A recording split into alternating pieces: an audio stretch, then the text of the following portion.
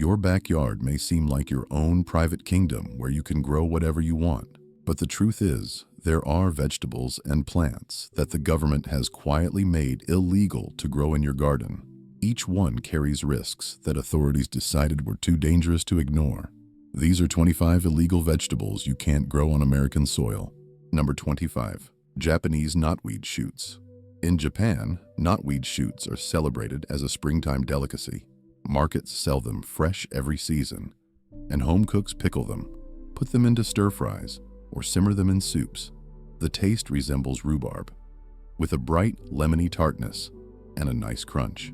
But here in America, Japanese knotweed is classified as one of the most destructive invasive species ever introduced.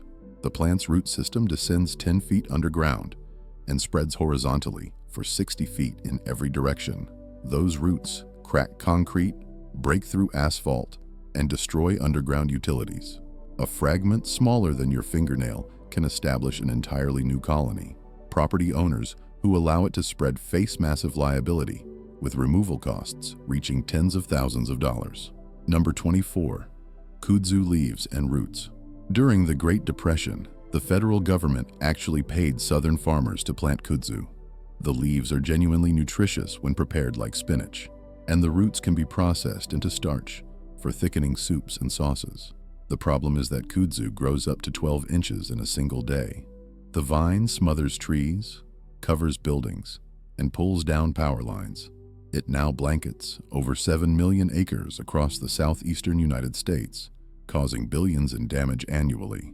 Southerners call it the vine that ate the South. Most states impose substantial fines for intentionally planting kudzu. Number 23. Garlic mustard. Green's European colonists packed garlic mustard seeds when they sailed to America, valuing it as both culinary herb and medicinal remedy. The heart-shaped leaves carry a mild garlic flavor, perfect for salads or cooking. But garlic mustard releases chemicals into surrounding soil that prevent other plants from growing. A single plant produces thousands of seeds that remain viable for over 5 years. The species has invaded forests throughout the eastern United States, destroying habitat for rare native wildflowers. Most states prohibit intentional cultivation. Number 22. Water spinach.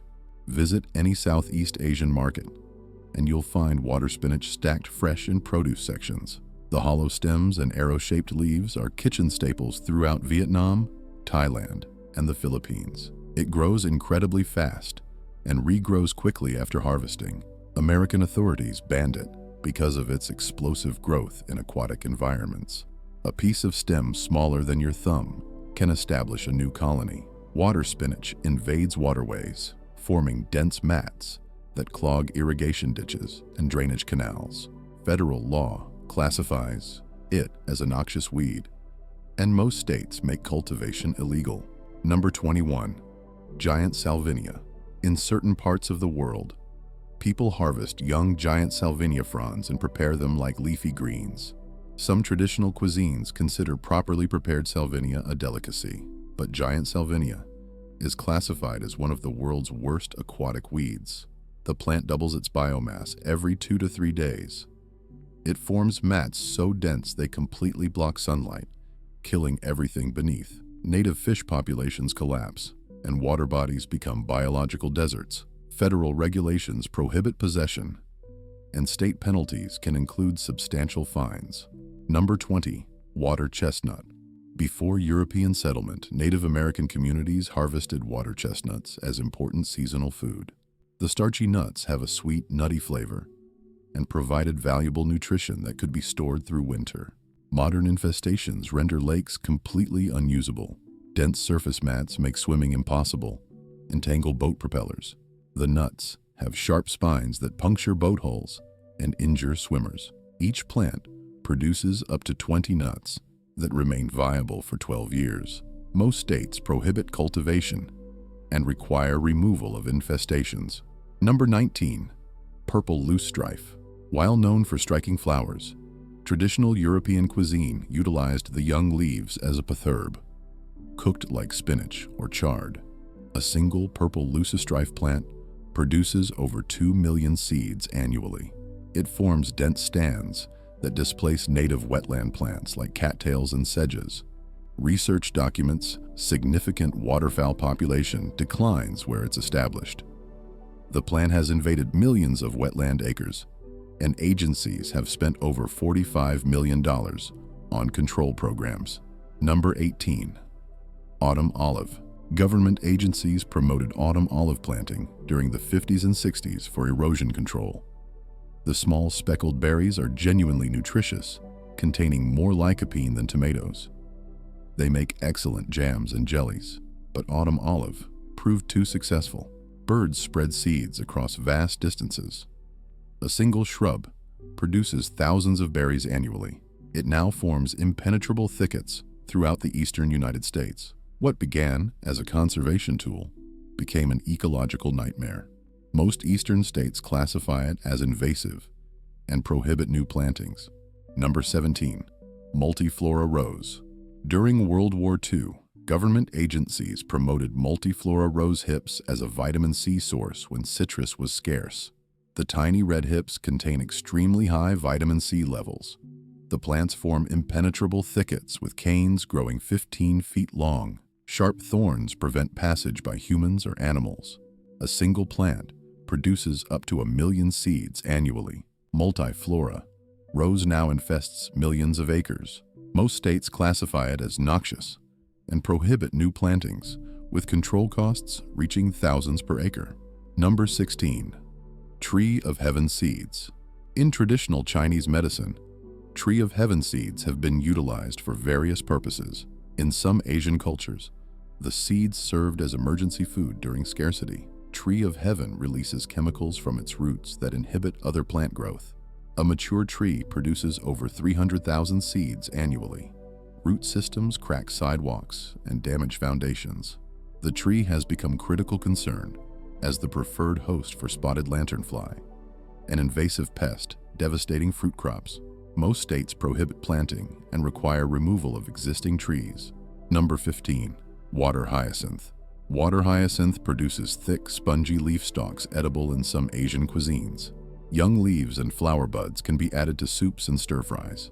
Water hyacinth is classified as one of the world's most problematic aquatic weeds. It doubles its population every 12 to 14 days. Dense mats block boat traffic, clog water intake pipes, and cause massive fish kills. Economic damage exceeds hundreds of millions annually. Federal law prohibits interstate transport, and Florida alone spends over $20 million yearly controlling infestations. Number 14. Giant hogweed. In parts of Europe, people with specialized knowledge sometimes harvest young giant hogweed stems, preparing them somewhat like rhubarb. The plants grow 15 feet tall with stems several inches thick. Giant hogweed contains toxic compounds in its sap. When this sap contacts skin exposed to sunlight, severe chemical burns result, causing painful blistering and permanent scars. Children are particularly vulnerable. A single plant produces up to 20,000 seeds. Many states require immediate reporting of sightings, with substantial fines for failing to remove it. Number 13. Brazilian waterweed.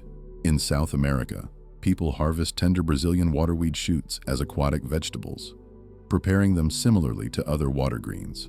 Brazilian waterweed grows several inches per day and can completely fill lakes within a single season. Dense growth kills submerged native plants. Any broken piece larger than an inch establishes a new colony. It has invaded water bodies throughout the southern United States, causing millions in losses. Most states prohibit possession with mandatory removal requirements. Number 12. Hydrilla. In certain Asian cuisines, hydrilla's tender-growing tips are harvested and prepared like other aquatic vegetables. Consumed as nutritious greens for generations, hydrilla has earned designation as the world's most invasive aquatic plant. It grows so densely that boat propellers become entangled, water intake pipes clog, and recreation becomes impossible.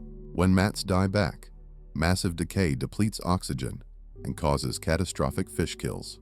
A fragment the size of a matchstick establishes new infestations. Control costs exceed hundreds of millions annually. Number 11. Parrot's feather. While not commonly eaten, tender young shoots are sometimes harvested and used as aquatic vegetables in certain traditional preparations. Parrot's feather spreads exclusively through stem fragments. Despite this, it's severely invasive. Any broken piece can root and establish a new colony, taking over entire ponds within a single season. Dense mats block sunlight and kill aquatic life. Most states prohibit sale and intentional cultivation. Number 10. Eurasian watermilfoil. Eurasian watermilfoil has finely divided underwater leaves, sometimes used as aquatic vegetables. Some cultures value it for delicate texture and mild flavor. This plant forms dense underwater forests that interfere with all water activities. Swimmers become entangled, boat propellers are damaged, and fishing becomes nearly impossible. Research documents 50 to 60% declines in native plant diversity in infested waters.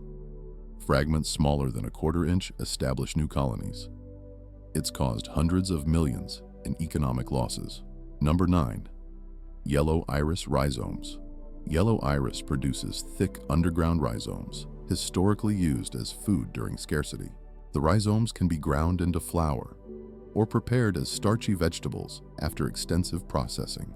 Yellow iris forms dense colonies that completely displace native wetland plants, spreading through seeds and rhizomes. Seeds remain viable for years. Once established, it's extremely difficult to eradicate. The plant significantly alters wetland ecosystems, and native wildlife finds poor substitute value in yellow iris stands. Number 8. Flowering rush rhizomes. Flowering rush produces thick, starchy rhizomes that are technically edible and have served as food sources in some cultures. They are prepared similarly to other root vegetables. Despite edible parts, flowering rush is banned in most northern states because it's spreading rapidly through the Great Lakes region. It forms dense stands that crowd out native species and alter shoreline habitats, spreading through seeds and root fragments. Number 7. European frogbit. European frogbit produces small tubers and young leaves sometimes eaten in traditional European cuisines. The tubers are starchy and can be prepared similarly to small potatoes. Frogbit forms dense floating mats covering entire water surfaces, blocking all sunlight and killing submerged plants. It spreads through runners and quickly colonizes ponds and slow waterways. Dense growth creates poor habitat for waterfowl and fish. Number 6. Curlyleaf pondweed. Curlyleaf pondweed produces starchy tubers and edible shoots, sometimes harvested as aquatic vegetables. The tubers are particularly nutritious and can be stored. This plant grows earlier than native plants, giving it unfair competitive advantage. It forms dense beds that interfere with recreation and crowd out native vegetation. When it dies back in summer, massive decay depletes oxygen and causes fish kills. Most states classify it as invasive. Number 5. Fanwort. Fanwort produces tender shoots and leaves sometimes used as aquatic vegetables. The young growing tips have mild flavor and delicate texture when properly prepared. The plant grows so aggressively, it fills entire water bodies within a single season. It spreads through fragmentation, and dense growth interferes with boating and swimming while creating conditions unsuitable for native fish and wildlife. Number 4. Water soldier. Water soldier produces thick, fleshy leaves arranged like a pineapple top that are sometimes eaten in traditional cuisines. The leaves have a slightly salty taste and crunchy texture. Water soldier is banned in most northern states because it's spreading rapidly through the Great Lakes region. Sharp leaves can injure swimmers, and dense growth creates poor conditions for fish and waterfowl. Several states have active eradication programs. Number 3. Yellow floating heart. Yellow floating heart produces edible tubers and young leaves sometimes used in traditional Asian cuisines. The tubers can be prepared like small potatoes, while tender leaves work as leafy vegetables.